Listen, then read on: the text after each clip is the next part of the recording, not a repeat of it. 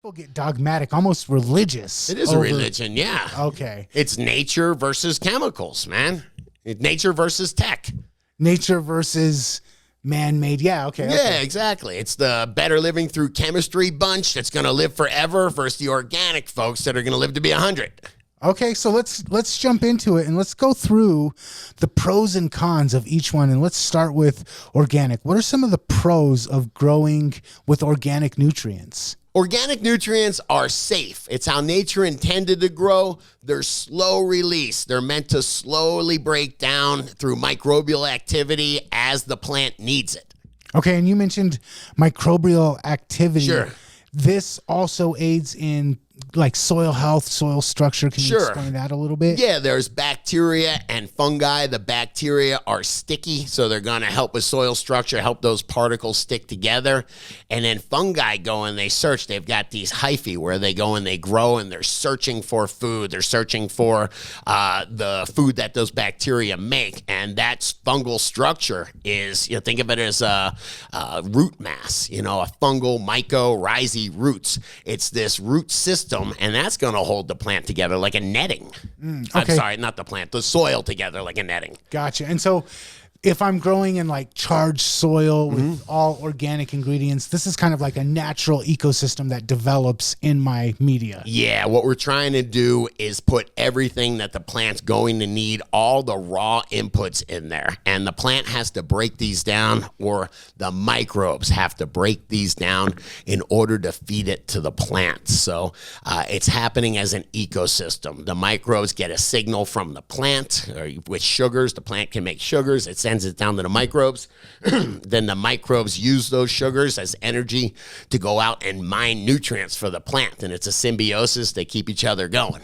And if I'm just growing in like an inert media, like cocoa with purely synthetic nutrients, I don't get that naturally occurring kind of ecosystem going on. Correct. They're already broken down. They're not looking for the microbes to break them down, so they're just ready to go right into the plant. What I'm looking for in my microbes there is to slow them down, to be a little bit of buffer, to line the roots with fungi that is able to handle that additional chemical fertilizer.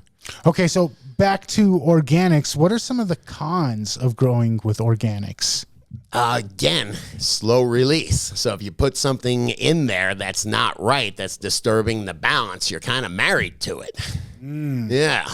So I add something in and it's kind of stuck there. I can't just flush it out or make a quick fix to it. It's just kind of, I got to wait. Exactly right. Yeah. So if you don't know what you're doing, I think you really can screw up organics. And you mentioned last week's video, you talked about you want your plants going strong. You want to start strong and keep them going strong. You got a limited time. If I mess something up growing organic, I kind of have like a bigger window of mess up than if I would synthetics. Yeah, synthetics you can. They're salt-based, and you can just wash them right out of the soil. Just like when you go to the beach, you can wash salt right off go to the showers, you wash the salt right off. It is very easy for that salt-based nutrient, synthetic nutrient, to wash right out of the soil. So correcting problems is easier with synthetics, not so easy with organics. Also, it sounds like organics probably requires a little bit more skill. It seems a little bit more involved than synthetic nutrients. Yeah, it is, unless you find somebody like Chris Trump or Potent Ponic Steve. You follow a recipe. If you can follow a recipe, you can usually hit the ground running. But yeah, I think it would take, you really have to understand a lot of the organic components. With bottled nutrients, you can kind of, or even with Grow Dots, you sprinkle some on. You really don't have to understand too much of what's going on. You use the recharge as an activator, and it's basically microbes, and it's very simple.